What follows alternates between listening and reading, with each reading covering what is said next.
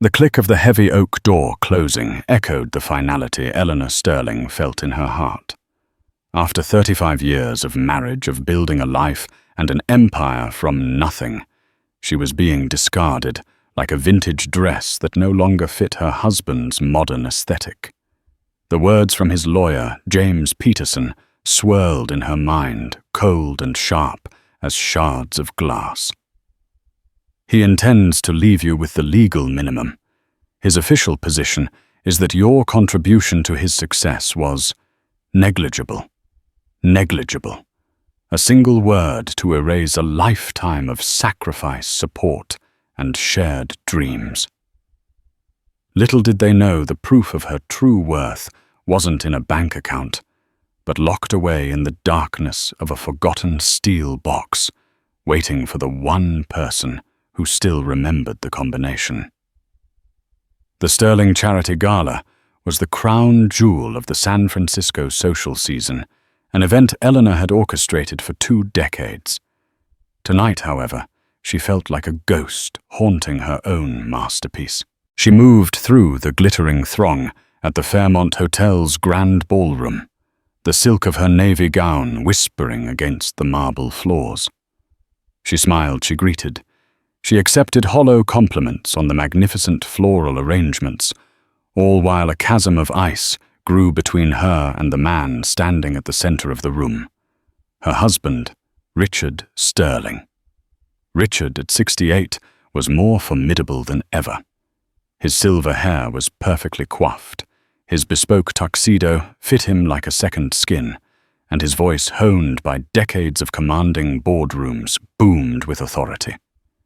He was the visionary behind Sterling Data Solutions, a tech behemoth that had reshaped the landscape of predictive analytics. And standing just a little too close to him, basking in his reflected glory, was Victoria Vance. Victoria was everything Eleanor was not. She was 32, with a razor-sharp bob and an even sharper ambition. Hired 2 years ago as Richard's executive vice president, she had quickly become his shadow, his confidant, his gatekeeper. Her official role was managing corporate strategy, but her unofficial one, Eleanor had come to realize with a sickening dread, was managing Richard himself. Eleanor Darling cooed a socialite, her face a taut mask of cosmetic perfection. The decor is simply divine. You've outdone yourself, as always. Thank you, Beatrice.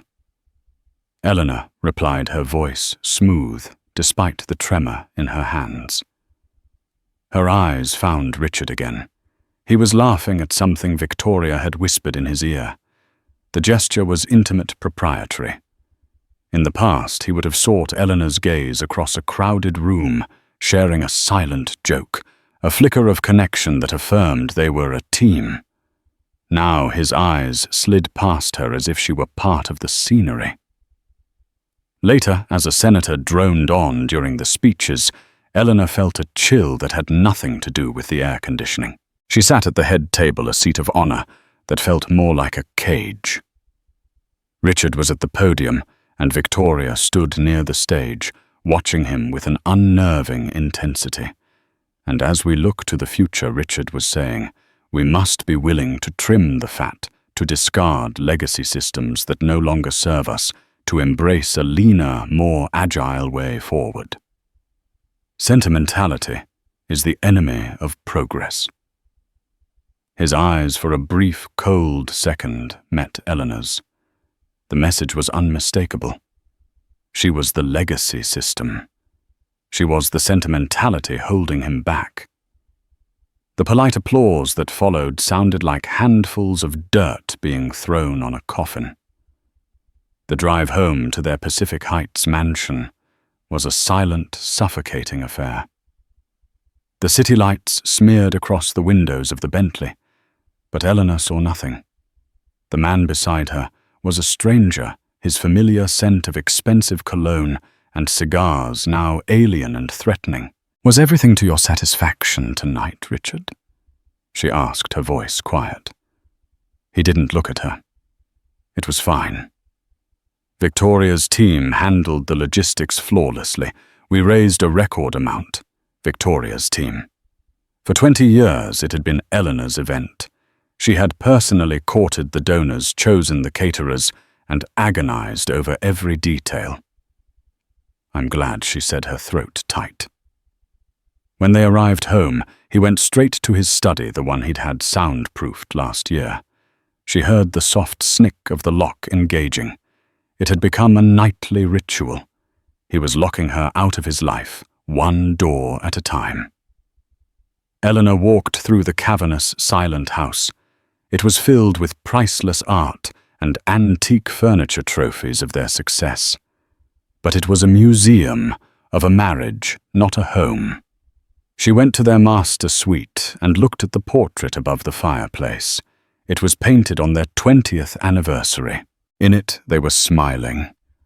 His arm, wrapped securely around her waist, their eyes full of shared history and a future they thought was guaranteed. The woman in the portrait seemed so confident, so loved. Eleanor touched her own cheek, feeling the cool, fragile skin. Who was she now? She was Mrs. Richard Sterling, a title that once felt like a badge of honor, but now felt like a brand. And she had a horrifying feeling that the brand was about to be discontinued. The days that followed the gala were a masterclass in psychological warfare. The coldness that had been creeping into their marriage became a glacier, relentless and crushing. It began with finances. Eleanor went to her favorite boutique in Union Square to buy a gift for their son Daniel's birthday, only to have her private credit card declined. The embarrassment was a hot flush on her neck. The cashier, a young woman who had always fawned over her, looked at her with a mixture of pity and confusion. Eleanor called the credit card company from the car, her hands shaking.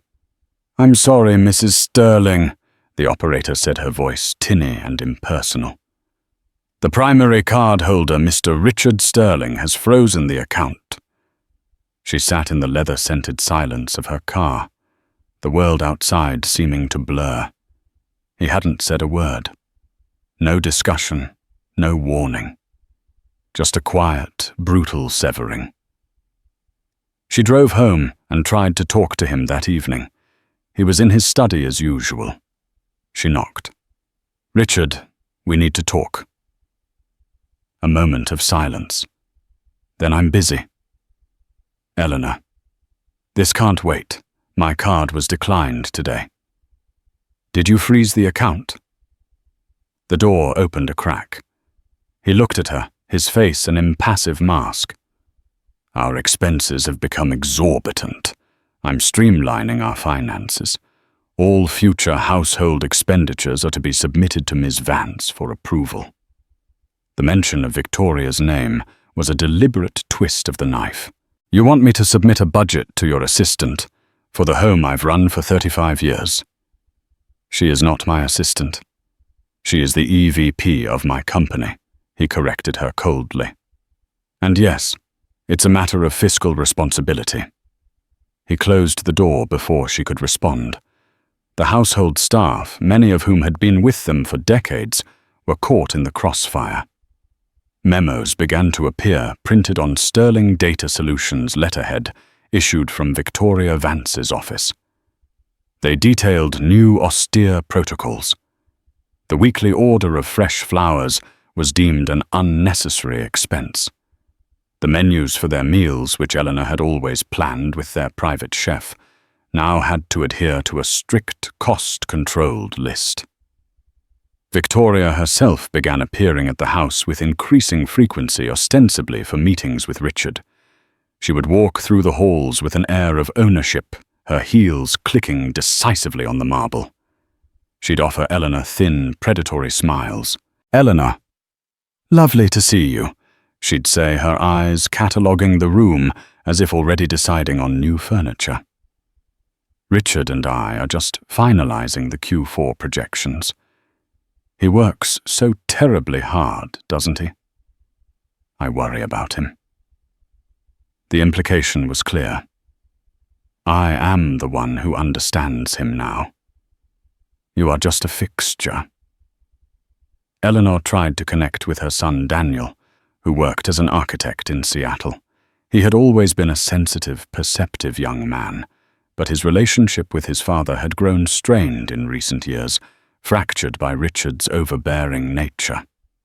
"Mum, what's going on?" Daniel asked over the phone, his voice laced with concern. "I tried to call Dad to talk about his birthday, and his assistant kept putting me off. Said his calendar was full for the next month. That would be Victoria." Eleanor said, her voice weary.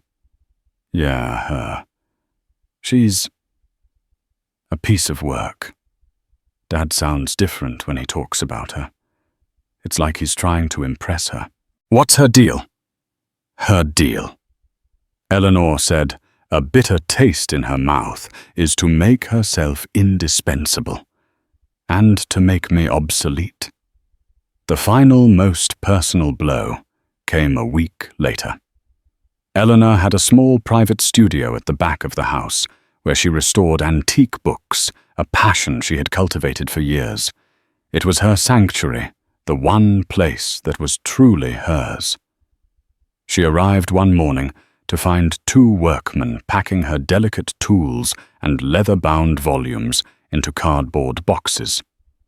Victoria Vance stood in the doorway holding a tablet. "What is this?"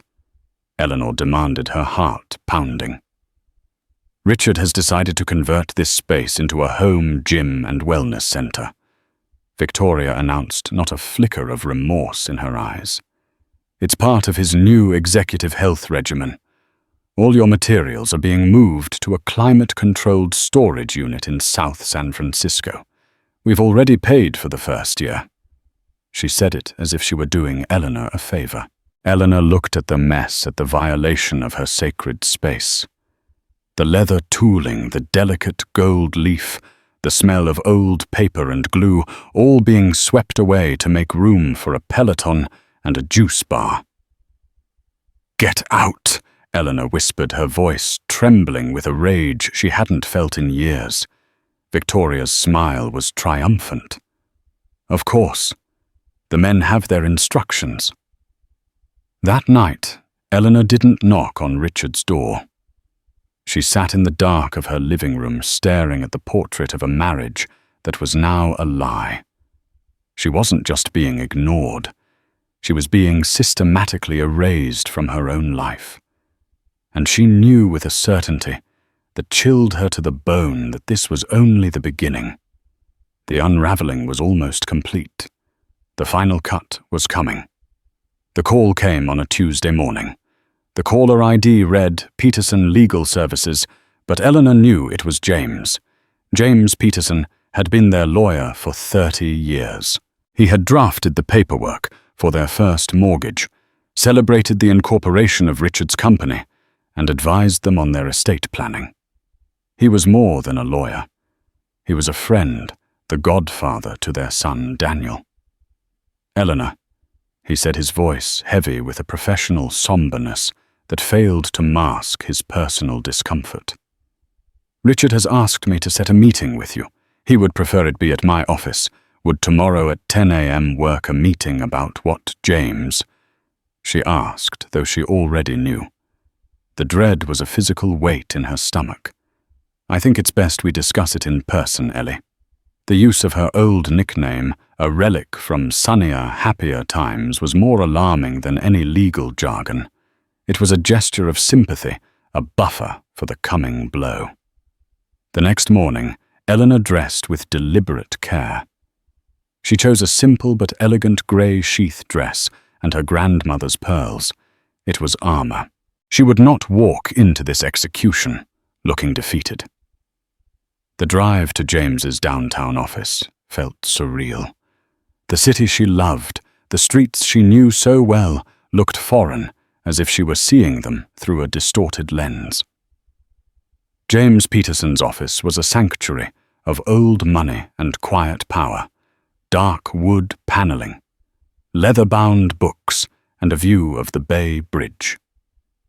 James, a kind-faced man with weary eyes, greeted her himself, forgoing his secretary. He led her to 2 plush armchairs, bypassing the large conference table. This was meant to be personal, which somehow made it worse. He poured her a glass of water, his hands fumbling slightly. "James, just tell me," she said, her voice steadier than she felt. He took a deep breath and looked her in the eye. "Eleanor Richard has instructed me to begin divorce proceedings." There it was.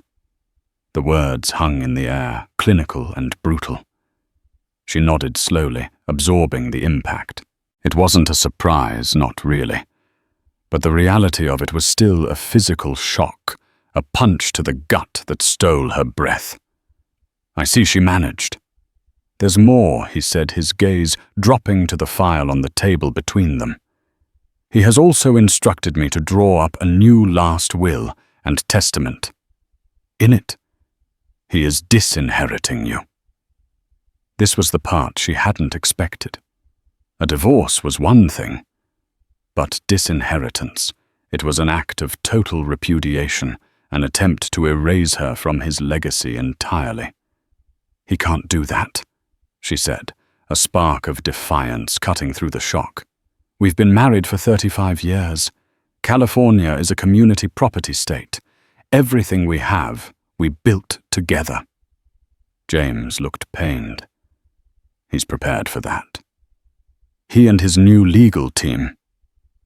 He gestured vaguely, indicating a team she was clearly not a part of, are arguing that the vast majority of the wealth was generated from Sterling Data Solutions, which they classify as separate property. They've prepared a paper trail stock options, granted before certain dates intellectual property filings. "It's a fortress, Eleanor. A fortress of lies," she whispered. "I was there, James. I was there when it was just a dream, in our tiny Palo Alto apartment. I worked 2 jobs, so he could quit his and focus on coding. I hosted dinners for the first angel investors. I named the company. I know, Ellie. I know," he said, his voice gentle. "But Richard's official position, the statement he gave me to use as the basis for the settlement offer." He hesitated, clearly reluctant to say the words. "What is it, James? What is his official position?" James picked up a sheet of paper, though he didn't need to read it. The words were clearly seared into his memory. "He is prepared to argue in court that you were a supportive spouse, but that your contribution to the creation of his wealth and the success of his business was, and I quote, sentimental and ultimately negligible." Negligible. The word from the gala. It wasn't a slip of the tongue. It was the opening salvo of his campaign. He was rewriting their history, casting her as nothing more than a decorative accessory to his genius. The settlement he is offering James, continued pushing a document across the table, is the house in Pacific Heights, though he will retain ownership of the art collection and a one-time alimony payment. That is, frankly, Eleanor, it's an insult. It's enough to live comfortably, but it's less than 0.1% of his estimated net worth. It's designed to send a message. She stared at the document without seeing it. All she could see was Richard's face years ago beaming at her across a cluttered desk, littered with circuit boards. "We did it, Ellie," he'd said, holding up their first signed contract. "We did it." Where had that man gone? "Who is his new legal team?" she asked, her voice dangerously quiet. "A firm called Vance and Associates," James said, and the final piece clicked into place. "Vance, as in Victoria Vance." James nodded grimly. "Her father is the senior partner. She's been advising Richard on this for months." Of course. This wasn't just Richard's cruelty. It was a meticulously planned corporate takeover of her life orchestrated by Victoria. She hadn't just seduced him with her youth and ambition. She had provided him with the legal machinery and the soulless narrative to cut Eleanor out completely. Eleanor stood up, her composure a thin veneer over a core of incandescent rage. "Thank you, James. I understand. Ellie, you need to fight this. Hire the best divorce attorney in the city. I can give you some names off the record." "Oh, I will fight," she said, looking out the window at the distant, indifferent shimmer of the bay. "But I don't think this will be won in a courtroom. It will be won with the truth." She walked out of the office, leaving the insulting settlement offer on the table. She had no plan, no allies, and dwindling resources. But she had something Richard and Victoria had forgotten. She had the memory of the truth. Now she just needed to find a way to prove it. Defeat was a heavy cloak. For 2 days, Eleanor drifted through the mansion like a spectre, the lawyer's words, a constant haunting whisper, negligible. Each object she passed seemed to mock her. The Ming vase in the foyer, the Impressionist painting in the dining room, they were Richard's assets, not theirs. She was just the curator of a life she was being evicted from. The staff treated her with a hushed reverence that bordered on pity. Maria, the head housekeeper, who had been with them for over 20 years, would leave cups of tea for her, her kind, wrinkled face etched with a worry she couldn't voice. The silence of the house was deafening, broken only by the low hum of Richard's ambition emanating from behind his locked study door. On the 3rd day, she knew she had to act. The divorce papers would be served any day. She had to start packing, separating her personal effects from the life she was being forced to leave behind. She started in the attic, a repository of forgotten decades. Dust motes danced in the single beam of light from a dormer window, illuminating stacks of boxes, old furniture shrouded in white sheets and the ghosts of a shared past. She opened a trunk labeled Daniel, Childhood. Inside were his first pair of shoes, a lock of his baby hair, and his favorite teddy bear threadbare and missing an eye. A wave of profound love and sorrow washed over her. This was her contribution. A son they had raised, a family she had nurtured. Was that negligible too? Next she moved to a box, simply marked R&E. The beginning. Her hands trembled as she lifted the lid. Inside was a collection of relics from their early years, a dried corsage from their first date, ticket stubs from a U2 concert in 1987, a menu from a cheap Italian restaurant where he had proposed, and photos. Dozens of photos of 2 young, hopeful people with terrible haircuts and brilliant smiles, convinced they could conquer the world. There was a picture of her waitressing at a diner, the exhaustion in her eyes belying her smile. The back of the photo had Richard's familiar scrawl, "My Ellie working to fund our dream." "I will repay you 1,000 times over." 1989. A bitter laugh escaped her lips. 1,000 times over. As she sifted through the yellowed papers and faded photographs, a memory surfaced hazy at first, then sharpening into focus. It was from their first year of business, when Sterling Solutions was just Richard, a rented computer, and a ream of unpaid bills in their cramped apartment. They had just landed their first major client, a small accounting firm called Henderson & Co. It was a $5,000 contract, a fortune to them at the time. Richard had been ecstatic and terrified. "We need to be professional," he'd said, pacing their tiny living room. "We need a proper place for our important documents. Something solid. Something permanent." The next day he came home with a second-hand safe. It was a behemoth, a dark grey steel box made by the Mosler Safe Company, weighing nearly 400 pounds. It was absurdly large for their small apartment. "What on earth is that, Richard?" she had asked, laughing. "This," he'd announced grandly, "is our foundation.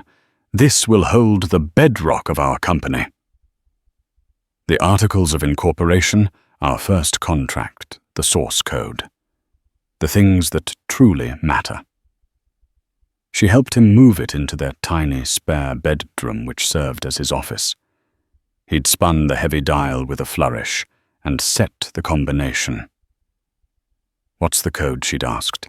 He had grinned, his eyes sparkling with the love and ambition that had once defined him. "The day our dream officially became a business.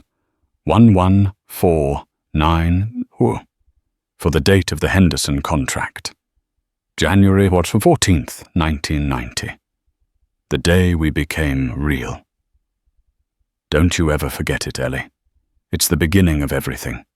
The safe." They had moved it with them to every new home, a silent, heavy testament to their origins. When they bought the Pacific Heights mansion, the movers had complained bitterly about hauling it up to Richard's old study on the second floor.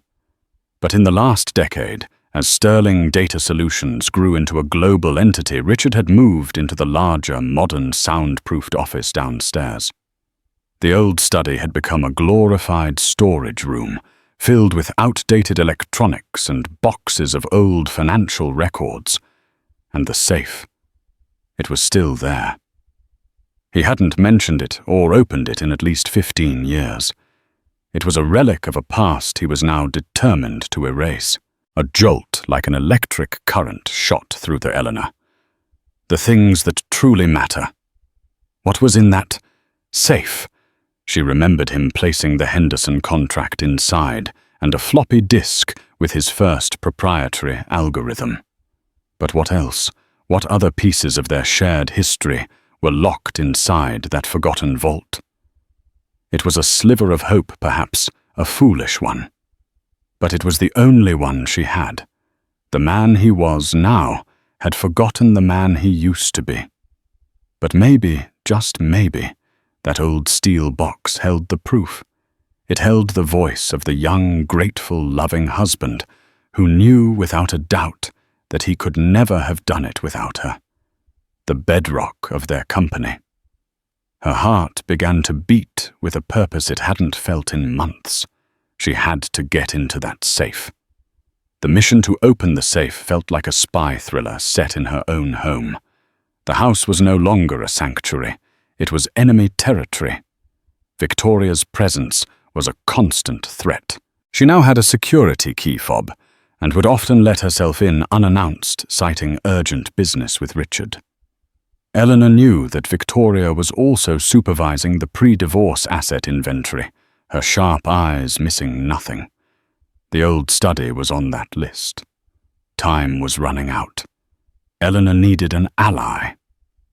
Her thoughts immediately went to Maria, the housekeeper. Maria was a quiet, observant woman who had raised her own children in the years she had worked for the Sterlings. She had seen the slow, painful decay of the marriage and harbored a deep, unspoken disdain for Victoria's imperious manner. Eleanor found her in the laundry room, methodically folding linens. "Maria," she began, her voice low, "I need to ask you for a favor. A very important one." Maria stopped folding and looked at Eleanor. Her dark, intelligent eyes full of concern. "For you, Mrs. Sterling? Anything?" Eleanor explained quickly. She needed to get into the old study undisturbed for at least an hour. She needed a diversion, something that would keep both Richard and, more importantly, Victoria occupied and away from the second floor. A flicker of defiance lit up Maria's face. She thought for a moment, then a slow smile spread across her lips. "Mr. Sterling has a video conference with the Tokyo board at 3 p.m. tomorrow. He demands absolute silence." And Miss Vance. She called this morning to say she will be here to supervise him. She has a terrible allergy to dust. A deep cleaning of the main floor ventilation system seems overdue. It can get very messy. Very dusty. It was perfect. The next day, at 2:55 p.m., Eleanor's heart was a frantic drum against her ribs. From the top of the grand staircase, she watched as Maria and 2 other staff members, armed with industrial-sized vacuums and cleaning equipment, began to work on the air vents in the main foyer, directly outside Richard's new study. Victoria arrived dressed in a pristine white pantsuit and immediately recoiled. "What is all this?" she snapped at Maria. "Routine maintenance, ma'am," Maria said with an expression of perfect innocence. "Terribly sorry for the disruption." A cloud of dust puffed out from a vent. Victoria coughed, waving her hand in front of her face with disgust. "We'll see that you keep it contained." She shot a venomous glare up the stairs towards Eleanor, before disappearing into Richard's study, slamming the door to escape the noise and the dust. This was her chance. Eleanor slipped down the hall to the old study. The room was just as she remembered, stale air stacks of obsolete computer monitors and the hulking grey safe squatting in the corner like a forgotten god. It was covered in a thick layer of dust. She knelt before it, her hands trembling as she wiped the grime off the combination dial. The tumblers felt cold and stiff. She took a calming breath, picturing Richard's young, enthusiastic face. 11490. January 14th. She began to turn the dial. 4 times to the right, stopping on 1. 3 times to the left, past 1, stopping on 14. 2 times to the right, past 14, stopping on 9. Then slowly, once to the left, heading for 0. Her heart pounded with each click of the tumblers. The memories were so vivid, the taste of cheap champagne they'd used to celebrate that first contract, the way he had lifted her up and spun her around in their tiny apartment, the feeling of infinite possibility stretched out before them. She reached 0, and the dial stopped. She held her breath and pulled the heavy levered handle. It didn't budge. Panic seized her. Had she remembered it wrong? Was the date wrong? Had he changed it years ago and never told her? She tried again, carefully, deliberately. Right to 1, left to 14, right to 9, left to 0. She pulled the handle. Nothing. It was locked as tight as Richard's heart. Tears of frustration welled in her eyes. It was a stupid, desperate plan. Of course it wouldn't work. The past was as sealed away as the contents of this safe. Downstairs, she could hear the faint drone of the vacuums, a countdown timer on her opportunity. She slumped against the cold steel defeated. What could she have gotten wrong, the date? No, she was certain of it. January 14th, 1990. The day their dream became real. She whispered the numbers again. 1490. And then it hit her. A detail so small, so simple, she had overlooked it. He was a programmer, a man who dealt in precision in data strings. He wouldn't have just said 90. He would have used the full year, 1990. But the dial only went up to 99. How would he represent it? Maybe the code was longer. She thought back to his words. The day our dream officially became a business. The contract was dated January 14th, but when did they actually receive the check? The money that made it all real.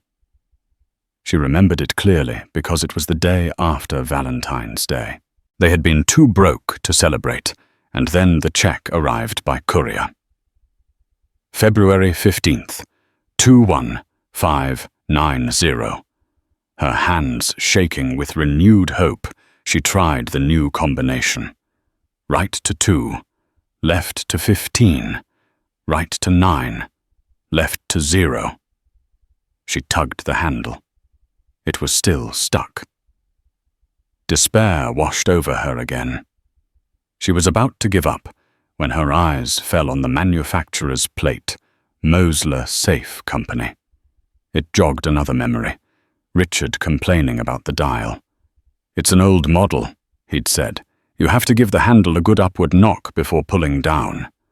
A forgotten quirk from a forgotten time.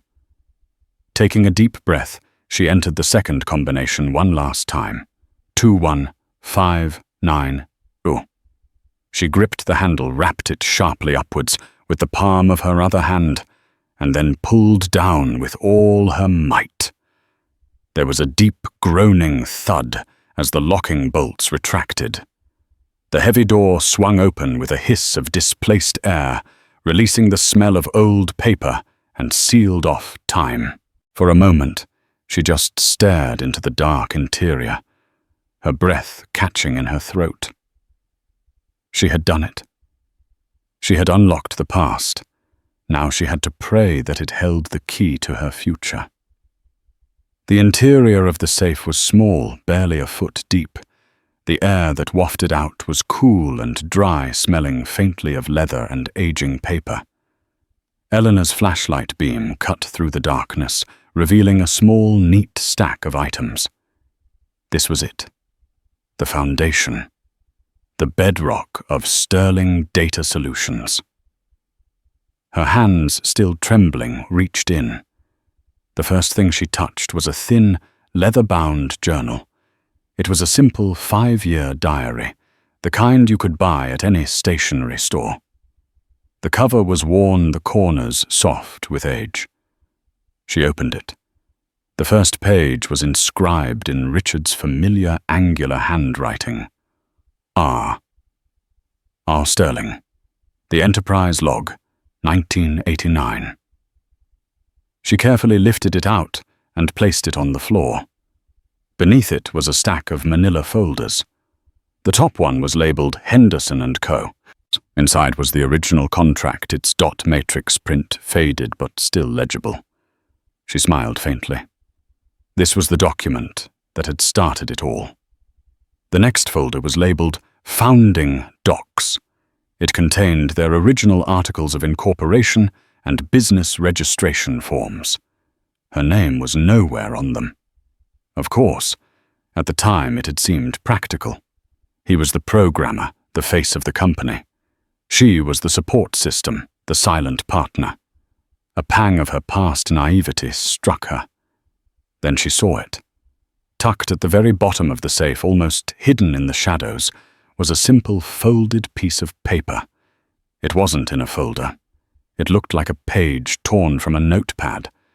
She unfolded it carefully. It was a cocktail napkin from the Tipsy Owl, a bar near their old apartment where they used to go for cheap beers and big dreams. On it, in a chaotic mix of their two handwritings, was a brainstorm of names for their fledgling company. Data Forge, Logic Stream, Quantum Leap Analytics, and then in her own loopy cursive script, circled several times Sterling Solutions.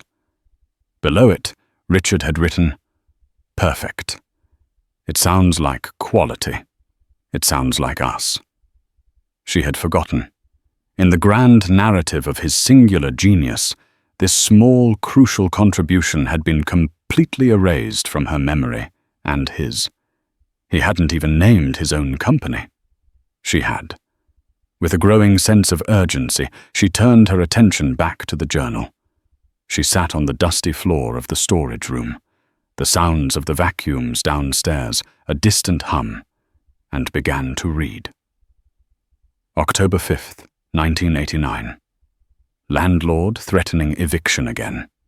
Ellie pawned her grandmother's necklace today to make rent. She told me not to worry, that it was just a thing. But I know it broke her heart. I swear I will buy her a diamond 10 times its size. I feel like a failure, but she looks at me like I've already succeeded. How can she have so much faith? January 14th, 1990. Henderson.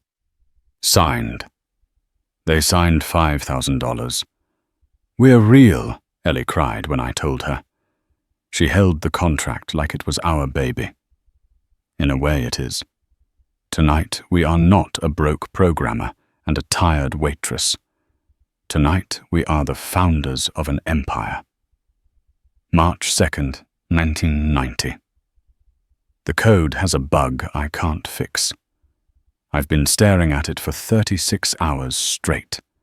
I almost threw the monitor out the window. Ellie came in at 3 a.m., sat me down, and made me explain the entire problem to her. She doesn't know a thing about C++, but she knows how to listen. Just talking it through with her, I saw the flaw. She didn't fix the code. She fixed me. She is the operating system for my entire life. Eleanor's vision blurred with tears. She read on page after page a detailed account of their shared struggle and his deep reliance on her. He documented every sacrifice she made, every word of encouragement she gave, every brilliant insight she offered from a layman's perspective that helped him simplify his product for the market. He didn't describe her as a supportive spouse. He described her as his partner, his co-founder in spirit and in fact. She turned to the last entry dated December 31st, 1990. 1 year in. We're still not profitable, but we're alive. Looking back, there is no Sterling Solutions without Eleanor. It's not just the money from her tips or the roof she kept over our heads. It's her belief. It's the invisible foundational work that no one else sees. One day, when this is all a massive success, I need to make this right. Legally. She's not just my wife. She's a 50% owner in this dream, whether her name is on the paperwork or not. Eleanor closed the journal, her heart aching with the sheer tragic weight of his forgotten words. This was the proof. The truth in his own hand. She began to place everything carefully back into the safe, intending to take only the journal and the napkin. As she lifted the journal, something slipped from between its back pages and fluttered to the floor. It was a single, crisp sheet of paper, folded in 3. It was heavier than the journal pages, with a formal letterhead. She picked it up and unfolded it. Her breath caught in her throat. It was a legal document, a notarized document. At the top, in stark official lettering, it read, Founders Agreement. It was dated January 15th, 1990, the day after they signed the Henderson contract. It stated in clear, unambiguous legal language that in consideration for her non-monetary, foundational contributions, including initial seed capital derived from personal employment, strategic brand development, specifically the naming of the company, and ongoing operational support, Eleanor Sterling was hereby recognized as a 50% equity partner in the intellectual property and future capital of the venture known as Sterling Solutions. At the bottom were 2 signatures, Richard's bold and confident, and hers a bit shaky. Below them was the embossed indelible seal and signature of a notary public. She stared at it, a memory struggling to surface. She remembered signing something, Richard telling her it was just a formality for the files to make sure you're protected. She had been so young, so trusting. She'd signed it and never thought of it again. He had put it in his new safe for safekeeping, and in the whirlwind of his rising success, he had simply forgotten it existed. This wasn't just a moral argument anymore. This wasn't a sentimental plea. This was a legally binding contract.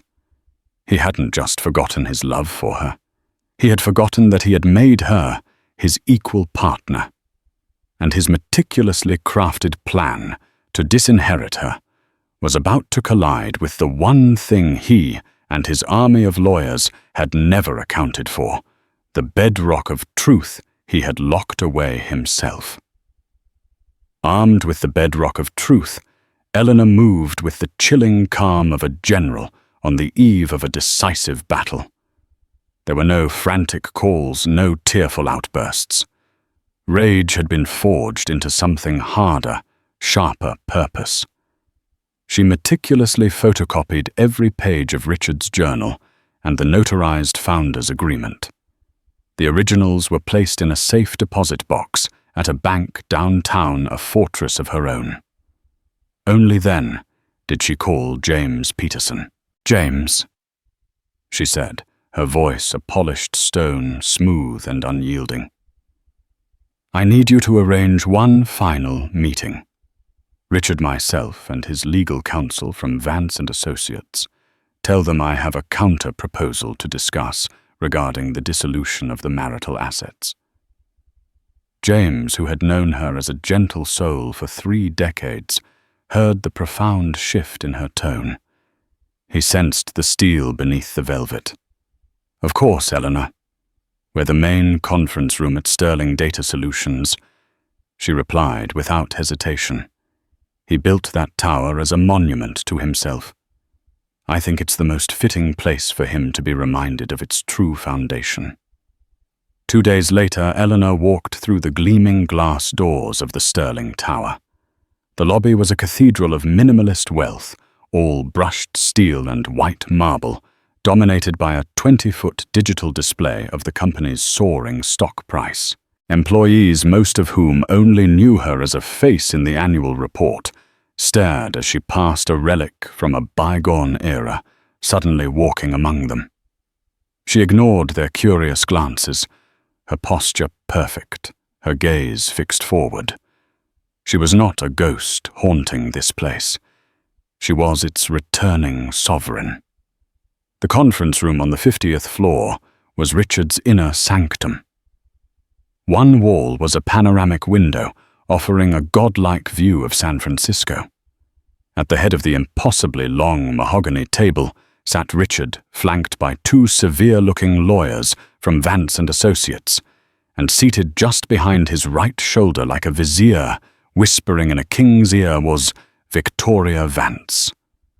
Dressed in a blood-red power suit, she radiated triumphant ownership. Her smile when she saw Eleanor was a predatory slash. "Eleanor," Richard began, his voice dripping with the patronizing magnanimity of a victor. "I'm glad you've decided to be sensible. This will be much less painful for everyone if you simply accept the generous terms we've offered." Eleanor met his gaze, and for the first time in a long time, she did not look away. She walked to her seat opposite him, placing her slim leather briefcase on the table with a soft, definitive click. James sat beside her, a silent, steady presence. "I am not here to accept your terms, Richard," she said, her voice calm and carrying in the acoustically perfect room. "I am here to present mine." She opened her briefcase, but instead of legal files, she first drew out the flimsy, stained cocktail napkin. She didn't slide it. She stood, walked the length of the table, and placed it directly in front of him. He blinked at it, confused. "What is this garbage?" That, Eleanor said, returning to her seat, is the first official document of our company. You might recognize my handwriting on the name you chose. Or rather, the name I chose. Richard stared at the circled words, Sterling Solutions. A flicker of something annoyance, confusion, a deeply buried memory crossed his face.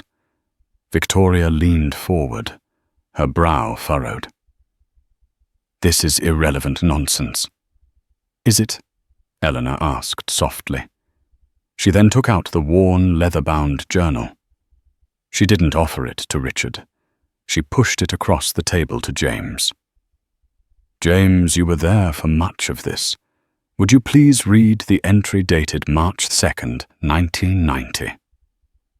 As James's grave voice filled the room, reading Richard's own words about his desperation, his near failure, and his absolute reliance on her, calling her the operating system for my entire life, the atmosphere began to shift. Richard's face, once a mask of arrogant control, began to crumble. He was no longer looking at his wife. He was hearing the earnest, desperate voice of his younger self. Enough. Victoria snapped her composure, cracking. We are not here to listen to the sentimental diary entries of a man from 30 years ago. This has no legal standing, and it is a waste of our time. She is right, one of her father's lawyers chimed in, puffing out his chest. This is a legal proceeding. Mrs. Sterling, not a therapy session. I agree, Eleanor said, her voice dropping, drawing all focus. Sentimental value can be debated. A notarized seal cannot. She reached into her briefcase one last time. She pulled out the single, crisp document. She stood once more and placed the founder's agreement in the very center of the table. The silence that descended was absolute, a crushing weight that seemed to suck the air from the room. The Vance lawyers grabbed the document simultaneously, their professional veneers dissolving into naked shock. One of them began tracing the raised notary seal with his finger, as if he couldn't believe it was real. Victoria shot out of her chair, her face a mask of disbelief and horror. Reading the clear, unambiguous language that recognized Eleanor Sterling as a 50% equity partner, she finally understood. Her entire 2-year campaign, the careful manipulation, the legal machinations, the seduction of a powerful man, it was all built on a false premise. She hadn't been targeting a dependent wife for removal. She had been trying to swindle a silent, equal partner. She spun on Richard, her voice a venomous hiss. You told me she did nothing. You told me she was a footnote. How could you be so stupid as to forget this? Richard didn't answer her. He was catatonic, his gaze fixed on the document on his own youthful, arrogant signature beside Eleanor's. The fortress of lies he had built around himself, the narrative of the solitary genius, had been leveled by a single sheet of paper he himself had signed and hidden away. Ellie. He whispered the name, a ghost on his lips. I forgot. It wasn't an excuse. It was a confession. A confession of a failure so profound it was almost unfathomable. He had forgotten the most important promise he had ever made. Eleanor looked at the broken man before her. Yes, you did, she said, her voice not triumphant, but filled with an immense aching sorrow for the man he had once been. You forgot everything that mattered. The spell was broken. One of the Vance lawyers cleared his throat, his face pale. This document, he said, his voice strained, changes everything. It predates the vast majority of the company's growth. It establishes Mrs. Sterling's foundational equity not as community property, but as her own separate originating stake in the venture. The legal and financial implications were an earthquake. Richard didn't have to just divide marital assets. He owed her half the company. The fight drained from him completely. He slumped in his chair, looking aged and defeated. He looked at Victoria's furious, contorted face, then back at Eleanor's calm, resolute expression. In that moment, he saw the full, devastating scope of his betrayal. Without another word, he pressed a button on the console in front of him. Mr. Davies, he said, his voice a hollow echo of its usual command. Please come to the main conference room and escort Ms. Vance from the premises. Her access is revoked, effective immediately. Pack the contents of her office and have them couriered to her residence." Victoria stared at him aghast before security arrived and silently, firmly led her away from the emperor she had so nearly stolen. The divorce proceeded, but it was a surrender, not a negotiation. Eleanor, advised by James, did not demand a catastrophic liquidation. She was smarter than that. She took exactly what the agreement stipulated: her 50% equity. A transfer of stock, not a payout. She didn't want his money. She wanted her company. Her first board meeting was 3 months later. She walked in and took her seat at the table, not as Mrs. Sterling, the founder's former wife, but as Eleanor Vance, a titan of industry in her own right. Richard, sitting opposite her, could not meet her eyes. Her first motion was to establish a multi-million-dollar employee profit-sharing program and a charitable foundation dedicated to digital literacy for underprivileged youth, funded by a percentage of corporate profits initiatives Richard had always dismissed as unnecessary expenses. It passed unanimously.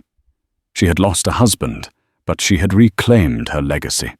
She had walked into his kingdom prepared to fight for a piece of it, only to discover locked away in the dark the undeniable proof that half of it had always been hers. This story is a powerful reminder that our true value is often hidden not in the accolades we receive, but in the foundational sacrifices we make that others may forget. Eleanor's story shows us that truth, no matter how deeply it's buried, has a way of coming to light. It's a testament to the fact that integrity and resilience are the most valuable assets we can possess. It wasn't about the money. It was about reclaiming a history that was stolen from her and proving that her contributions were never, ever negligible. If this story of resilience, hidden truths, and ultimate vindication resonated with you, please take a moment to support our channel. Hit that like button to let us know you want more stories like this. Share it with someone who might need to hear it, and most importantly, subscribe and turn on notifications so you never miss a tale of justice and empowerment. Thank you for listening.